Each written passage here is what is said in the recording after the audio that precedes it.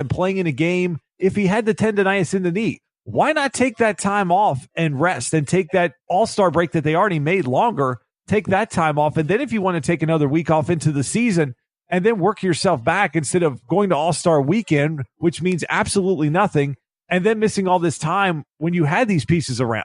They've kind of mismanaged some of this stuff, and I feel like they have to put the reins in on Embiid.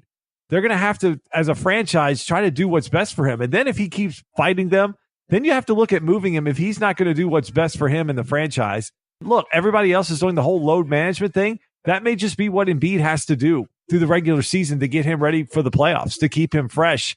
Maybe it's 60 to 65 games. Maybe it's the Kawhi Leonard route where they're just resting him a lot. He's never going to play a back-to-back. He's never going to do the whole, if they're doing 3 games in 5 days, something like that, maybe he's only playing in 2 of them. They're going to have to really manage him because of being a 7-footer and the fact that he's just more injury prone than a lot of guys. And when he's right, he's got the potential to be the best player in the game when he's right. I just don't feel like I see that out of Simmons' game because he can't score and he can't shoot and he won't do it. And he didn't make any improvement. I feel like when you look at Embiid's game, there were improvements that you could see this year. His passing got a lot better out of the double teams. His three-point shooting towards the end of the year in the playoffs was at least passable, but that's something he's got to work on. And his defense, when he's not exhausted, he gives a ton of effort. With Simmons, Eric, I think he's the same player, if not slightly worse than he was last year. It's like the exact same guy got dropped in again.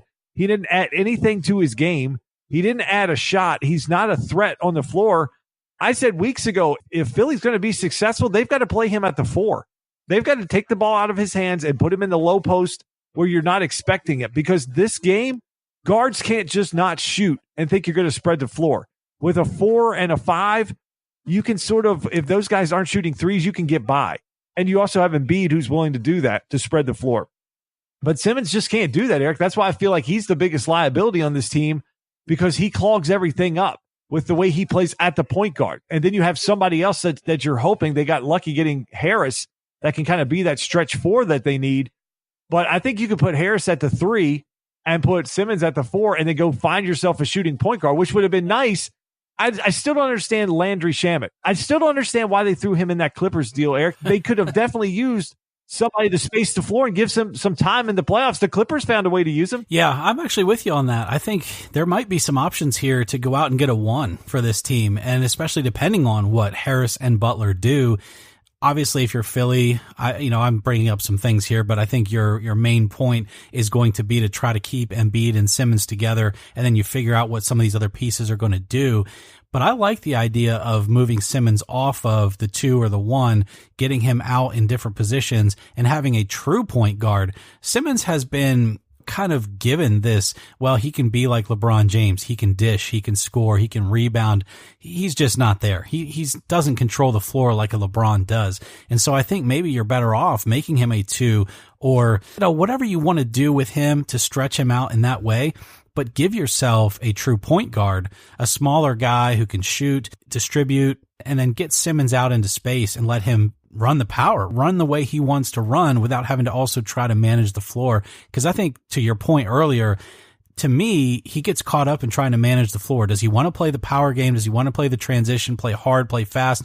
Or does he want to slow it down? Because he doesn't really ever look good when he slows it down. And I think if you're a point, you've got to be able to do all of those things. I mean, you see that with Kyrie and Kemba and all these guys, Lillard. The guys that do it well, they can go in a lot of different gears. And I think Simmons is really only effective at this point in one gear. No, I totally agree with you on that. And look, we talked about this weeks ago. What's the best look for this team? It's when they play with pace, when they figure out how to push the tempo in a game. The craziest stat that came out of this game was the fact that Toronto had 24 more shots than Philly. Now, they killed them on the offensive board. It was 16-5, and we touched on that. A lot of that was just Embiid being exhausted and just not boxing guys out. But Philly played with no pace in Game 7, and a lot of that is on Simmons. There was enough misses in that game. I mean, Kawhi's still shooting. I mean, Kawhi shot a ton of shots in that game and missed more than he took, and he was the only guy for the Raptors that seemed like he was willing to take shots. So they had opportunities with misses to push the ball in transition and try to pick the tempo up. And I felt like Simmons just didn't do a good enough job of that. Last year, when what we saw was Simmons, and oh my gosh, look what this guy's doing as a rookie. and that whole moniker of, this could be, he's got a LeBron type game, but he really didn't. LeBron wasn't a great shooter early in his career. He continued to work and just develop a jump shot, and then he developed a 3-point shot, but he was always willing 8, 10, 12 times a game to just go to the rack. Simmons had 5 shots in game 7, Eric. You can't be considered a max player and the first or second best guy on a team if you're going to take 5 shots in a game 7, live or die, go home scenario. It just doesn't work that way. So that's why with me, I'm more down on Simmons, just because when he actually played with some pace and he played with some authority to his game, they were a different looking team. And when he didn't, they looked awful. So that's why I'm more down on him. But I'm also down, Eric, on the front office, because I feel like they had all these resources, all these assets, and they've really thrown everything into this year. And this team didn't even make it to the Eastern Conference Finals. When you mismanage the Boston series like they did last year, and you mismanage then important and critical moments like they did in this Toronto series, you really do have to look at the coach at that point. Yes, the players make mistakes out there on the floor, but the coaching just doesn't seem to be there. And we talked about it because it's not just execution on the floor. A lot of times it's the usage of timeouts. It's the usage of game planning. You talked about it when they were in a timeout and came out of a timeout and had a shot clock violation. How do you come out of a timeout and then have a shot clock violation? It's completely unacceptable. I just think that you have to make a difference if you're Brett Brown, and he doesn't seem to be the one that's getting them over that playoff hump, even with all this talent that's out there on the floor. Yes, you're going to lose games when your superstars don't play, but look how close they were. This game was 90-90. Yep. So even despite all of those things, they also got outcoached there at the end, and I think that has to have some sort of effect from the front office standpoint. The only thing that scares me is who else is out there, because we just saw the Lakers coaching search Tyronn go Lue down. I just can't get behind that. I'm kidding. I just feel like, we'll talk about that later in the show of the Lakers, that whole situation going down. I mean, look, the Cavs didn't look that great with Tyronn Lue, and he was having all kinds of health issues and all the stress was getting to him. What's it going to be if for some reason all 4 of these guys come back? The expectations are going to be just as high in Philly as they were in Cleveland. Is he going to be able to hang with that? That's the other question I have. Okay, who's out there, and are they going to be better than Brett Brown? Each of these coaching staffs, the assistants, you normally have an assistant that's your top defensive assistant. Then you have one that basically runs the offensive side of the ball. Maybe they have to go through and shred the staff. Maybe that's the next step for this team, is like, okay, there's really not a coach out there that's an upgrade from Brett Brown, but maybe there's some high-quality assistants that we can get in and bring a different look offensively to this team. Because I don't like what Brett Brown has done, some of the things, but I don't know who's calling those. And also, knowing that your point guard can't shoot the basketball, how does that affect this offense?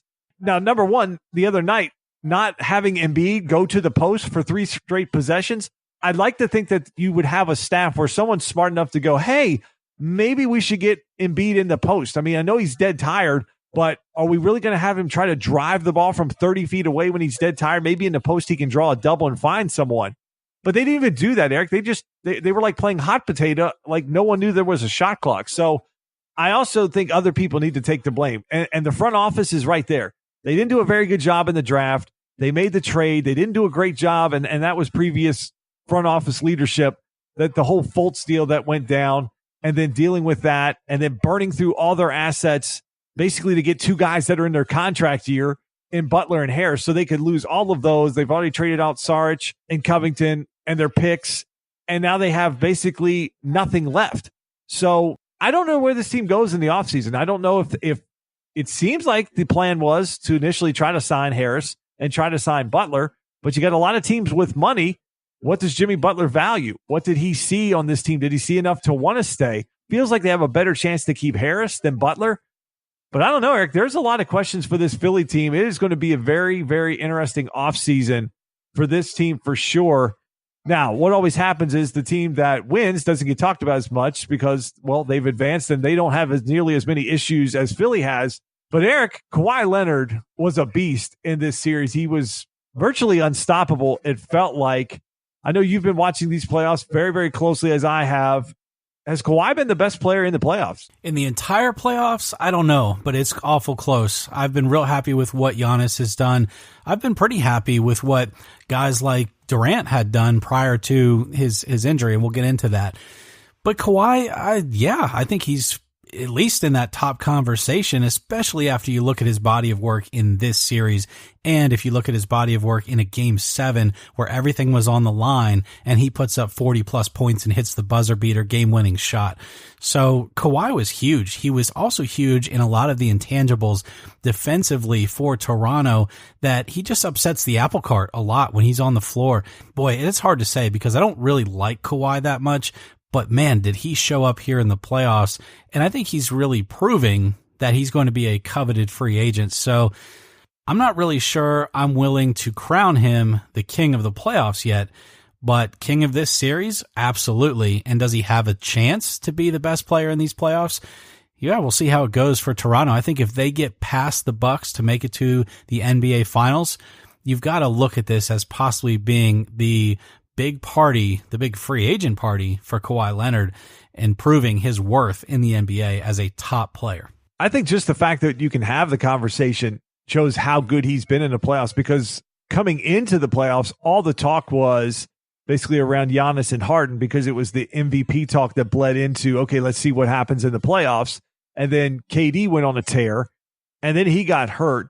And then Dame Lillard had himself a series in the first round, and then he was very up and down. And then Jokic went nuts versus the Spurs, and then he played 65 minutes in a game, and it seemed to sort of wear him out later in that series.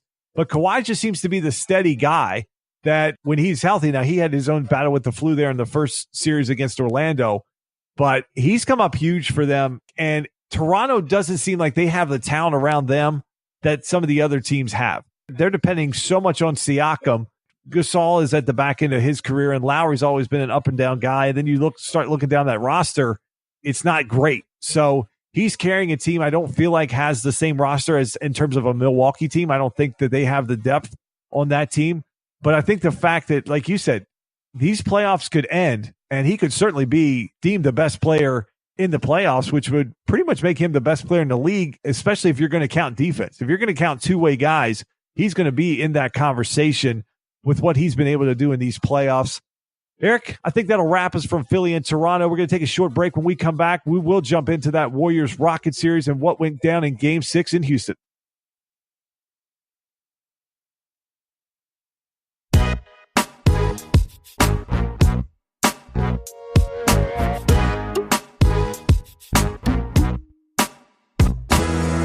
All right, let's move it over to the Western Conference. Let's talk about the big series that I thought was going to lead the show after what went down on Friday night. And really, Eric, it started in Game 5 when all of a sudden Kevin Durant misses a jump shot and reaches down like something hit his leg, and he had no idea what was going on.